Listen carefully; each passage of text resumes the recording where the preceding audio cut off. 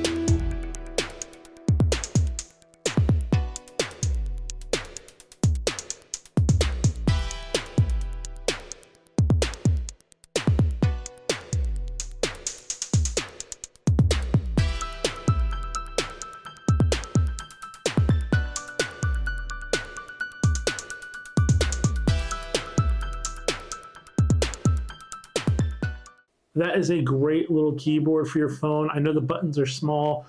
When you have big hands like mine, that might seem like, you know, it's a little bit of a detriment. But I got to be honest with you, tiny keyboards like that, as long as the buttons are raised like those are, they stand out more, they're more tactile. You can really develop a shorthand with the system to be able to use it pretty accurately. And I do love all the additional commands and features options, like being able to delete emails, using the delete button, all things capable thanks to the app, and it's running through the phone. Really cool option. It actually reminds me a lot of when phones had like the full keyboards, like the Sidekicks and the Blackberries. And I know we went towards touchscreens, so it doesn't really seem that useful, but having the full screen for what you're working on, the keyboard not interceding out of that, makes it really helpful. So hopefully you guys like that. Hope you guys picked that up for yourself, and we'll see you guys next time. Bye.